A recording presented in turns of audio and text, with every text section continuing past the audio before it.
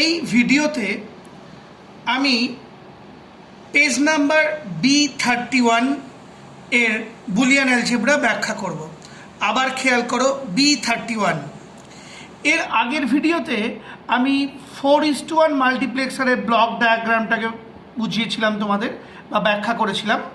খেয়াল করো, আমরা 4:1 মাল্টিপ্লেক্সারের ব্লক ডায়াগ্রামটাকে ব্যাখ্যা করেছিলাম।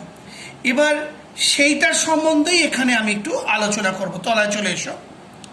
তোমরা খেয়াল করেছো 4:1 মাল্টিপ্লেক্সারে 4 আমি বলেছিলাম নাম্বার অফ ডেটা ইনপুট, অর্থাৎ ডেটা ইনপুটের সংখ্যা 4, যার জন্য আমরা 4খানা ডেটা ইনপুট করেছিলাম। আবার বলছি 4:1 মার্কসের প্রথম সংখ্যাটা নাম্বার অফ ডেটা বোঝাচ্ছে বা ডেটার সংখ্যা 4, সুতরাং 4টে ডেটা ইনপুট করেছিলাম। আর কন্ট্রোল ইনপুট বলেছিলাম 2টো। এবার কেন 2টো, এই ব্যাপারটাই বোঝাবো এবার আমি। তাই কি দেখো, কন্ট্রোল ইনপুট 4:1 মার্কসের 2খানা, কেন 2টো দেখো। পাতার নিচের দিকে দেখো, দেখো লিখেছি নাম্বার অফ ডেটা ইনপুট 4। দেখো উপরে আরেকবার, এই যে 4, আমরা তো 4:1 মাল্টিপ্লেক্সার শিখছি, সুতরাং প্রথম 4টা হচ্ছে নাম্বার অফ ডেটা। তাহলে নাম্বার অফ ডেটা ইনপুট 4 বা ডেটা ইনপুটের সংখ্যা হচ্ছে 4। সুতরাং নিম্নলিখিত সূত্রটি প্রয়োগ করে পাই, applying the following formula we get. খেয়াল করে দেখো, আমি অডিওতে বুঝিয়েছি মাল্টিপ্লেক্সারের ক্ষেত্রে একটা ফর্মুলা বা সূত্র প্রয়োগ করা হয়, সেটা হলো এইটা, 2m = n। আবার বলছি, মাল্টিপ্লেক্সারের ক্ষেত্রে একটি ফর্মুলা প্রয়োগ করা হয়, ফর্মুলাটা হলো 2m = n। এবার তাহলে নাম্বার অফ ডেটা ইনপুট 4 আর আমরা ফর্মুলা প্রয়োগ করছি 2m = n। সুতরাং 2m = 4, n এর জায়গায় 4 বসাচ্ছি, কারণ নাম্বার অফ ডেটা ইনপুট তো 4। তাহলে এই এনটা তো, এটা হচ্ছে n হচ্ছে নাম্বার অফ ডেটা ইনপুট, তাহলে n এর জায়গায় আমরা 4 বসিয়ে দিলাম। তাহলে হলো 2m = 4।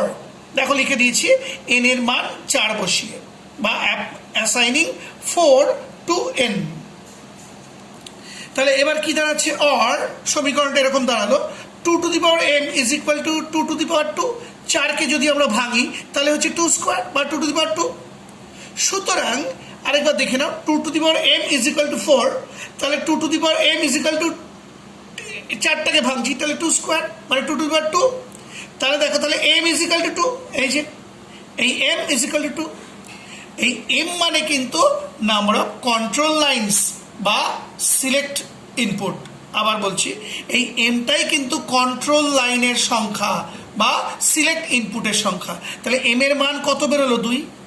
সুতরাং যদি আমরা 4:1 মার্কসের ব্লক ডায়াগ্রাম আঁকি বা ট্রুথ টেবিল বানাই, আমাদের সিলেক্ট ইনপুটের সংখ্যা কিন্তু 2 হচ্ছে।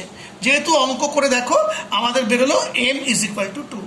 এই অঙ্কটা ভালো করে বুঝে নাও, আমি চট করে আরেকবার বলে দিচ্ছি। n হলো ডেটা ইনপুটের সংখ্যা, এক্ষেত্রে আমাদের 4, কারণ আমরা 4:1 মার্কস ব্যবহার করছি। এই যে 4, ডেটা ইনপুটের সংখ্যা 4, তাহলে নাম্বার অফ ডেটা ইনপুট 4। তাহলে আমরা এই ফর্মুলাটা প্রয়োগ করছি, 2m = n।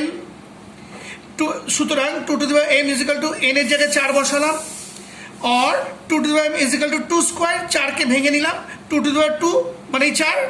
সুতরাং m = 2। এ দেখো m = 2, অর্থাৎ m বা কন্ট্রোল লাইনের সংখ্যা হবে 2।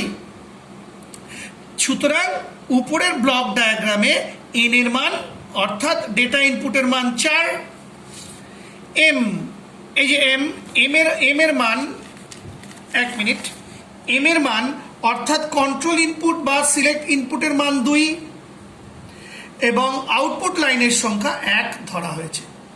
এই কারণে আগের ব্লক ডায়াগ্রামে দেখো ডেটা ইনপুট 4, যেহেতু 1 মিনিট, ডেটা ইনপুট 4, কারণ এখানে ডেটা ইনপুটের সংখ্যা 4। দেখো, আচ্ছা, এক্ষুনি অঙ্ক করে বেরোলো m এর মান 2। এই দেখো m মানে কন্ট্রোল লাইন বা সিলেক্ট ইনপুট 2, আর আউটপুট হবে 1, কারণ কারণ এই দেখো আউটপুটের সংখ্যা 1। তাহলে ডেটা ইনপুট 4, এই যে 4টে ডেটা ইনপুট, এম এর মান 2, মানে কন্ট্রোল ইনপুট বা সিলেক্ট ইনপুটের মান 2, এই দেখো দুটো কন্ট্রোল ইনপুট বা সিলেক্ট ইনপুট, আর আউটপুটের মান 1, এই দেখো আউটপুট একটাই লাইন হবে, এই যে একটাই আউটপুট লাইন, সেটা হলো ওয়াই। এইভাবে আমরা কন্ট্রোল লাইনের সংখ্যা যে কোনো ব্লক ডায়াগ্রামে নির্ণয় করে নিই এই ফর্মুলাটা ব্যবহার করে।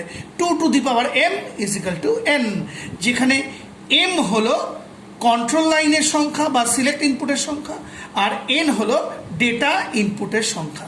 ইংরেজিতে বলছি, m হচ্ছে number of control lines R n হচ্ছে নাম্বার অফ ডেটা।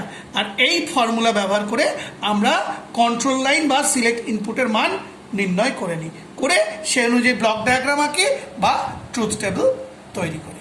সেই সঙ্গে আমার এই ভিডিওটি শেষ হলো।